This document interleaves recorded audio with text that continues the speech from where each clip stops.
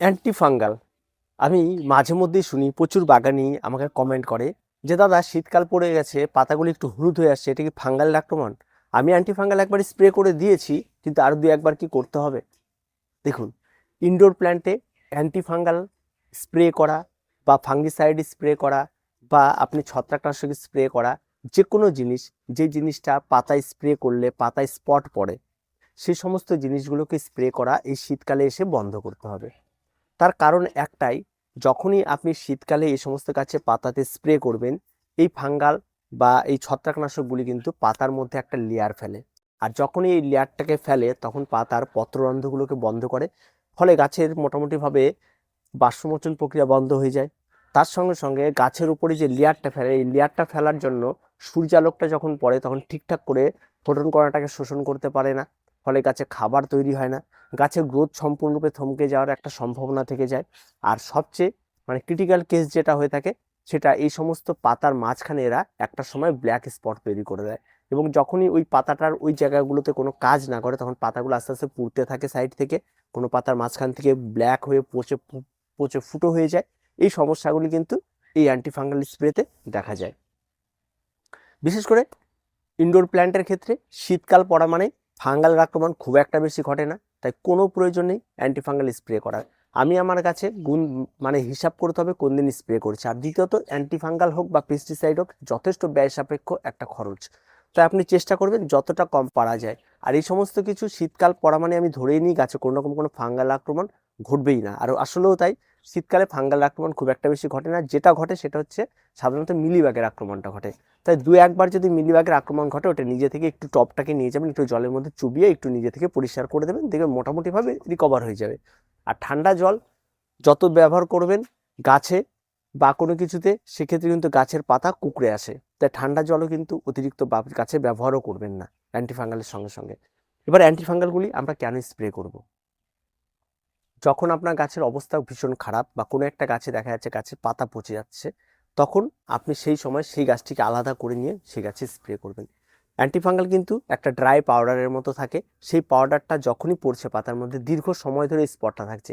গরমকালে কি হচ্ছে, আমরা গাছের জল পাতায় স্প্রে করে দিচ্ছি, ধুয়ে দিচ্ছি, এই ব্যাপারটা থাকে। কিন্তু বর্ষা হচ্ছে, বৃষ্টির জল পড়ছে, ধুয়ে চলে যাচ্ছে, সে যতটুকু টাইমে একটা অ্যান্টিফাঙ্গাল স্প্রে করলে মোটামুটি 24 ঘন্টার মধ্যে কাজ করে দেয়। তারপর কিন্তু তার কোনো ভ্যালু থাকে না, তারপরেও কিন্তু তারা পাতাতে বসে থাকে। আর শীতকাল আসলে কিন্তু সেটা আমরা করতে পারি না, কারণ পাতাতে কন্টিনিউ থাকে, জল স্প্রে করলে গাছের ক্ষতি হয়। এই ব্যাপারগুলোর জন্য কিন্তু আমরা মোটামুটিভাবে নিজেদের গাছের সর্বনাশ নিজেরাই ডেকে নিয়ে আসি।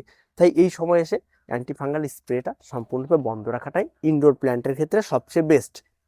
আউটডোর প্ল্যান্টের ক্ষেত্রেও বলি এটাই, যেটা সবচেয়ে বেস্ট থাকে। আর একটা বিষয় খেয়াল রাখবেন, যেটা যে কোম্পানি অ্যান্টিফাঙ্গাল নিয়ে আসুন না কেন, সেটা 1 লিটার জলে কতটা মেশাতে হবে সেটা খুব ভালো একটা প্রয়োজন বা গুরুত্বপূর্ণ একটা বিষয়। আমি অনেককেই দেখেছি সেটা শোনে না, এত গাঢ় করে দিচ্ছে যে পাতার মধ্যে পারলে একদম অ্যান্টিফাঙ্গাল দিয়ে লেপে দেয় এরকম অবস্থা করে দেয়। গাছের গোড়া অ্যান্টিফাঙ্গাল দিয়ে লেপে দিচ্ছে যে ফাঙ্গাল আক্রমণ ঘটবে না, পাতা লেপে দিচ্ছে, ঠিক আছে, রং তুলি দিয়ে রং করার মতো রং করে দিচ্ছে। তো এই সমস্ত কিছু একদম করা যাবে না, এতে গাছের কিন্তু ক্ষতি হবে। তাই এই জিনিসগুলি একদম করবেন না। গাছে 1 লিটার জলে কতটা মেশাতে হবে, যদি ডেসক্রিপশন দেখেন প্যাকেটে সেখানটা লেখা থাকে, সেইভাবে আপনার ডোজটাকে ব্যবহার করার চেষ্টা করবেন, তাহলে গাছে ক্ষতি হবে না।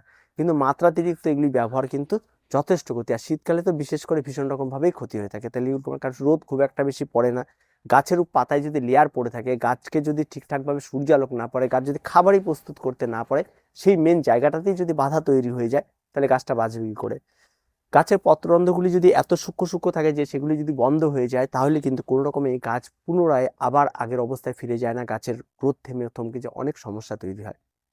এক কথায় গাছের শ্বাস বন্ধ হয়ে যাওয়ার মতো একটা পরিস্থিতি তৈরি হয়।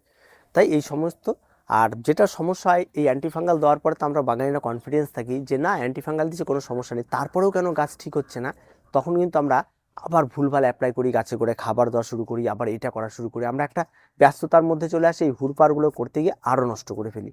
তাই একটু বিরত থাকুন। অ্যান্টিফাঙ্গাল এই সময় স্প্রে করার কোনো প্রয়োজন নেই ইনডোর প্ল্যান্টে, জাস্ট ধৈর্য ধরে থাকুন। যে কোনো গাছ এই শীতকাল আসলে মোটামুটিভাবে একটু তাদের পাতা হলুদ হয়ে আসা, একটু সমস্যা হওয়া, এগুলি হয়। কারণ সাধারণত একটা গাছ আপনি যদি এখন শীতকালের একটা ফুল গাছকে গরমকালে বাড়ানোর চেষ্টা করেন তাহলে কিন্তু হবে না, আবার গরমের একটা ফুল গাছকে শীতকালে বাড়ানোর চেষ্টা করেন তাহলে একটা হবে না। প্রত্যেকেরই একটা নির্দিষ্ট সময় রয়েছে।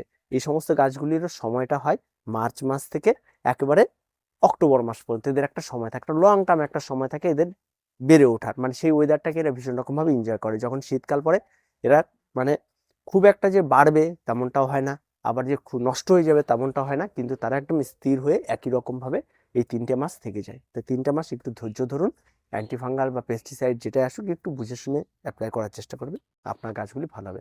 তো দেখা হচ্ছে পরবর্তী ভিডিওতে। প্রত্যেকে ভালো থাকবেন, প্রত্যেকে সুস্থ থাকবেন। চ্যানেলটিকে অবশ্যই অবশ্যই সাবস্ক্রাইব করে রাখবেন।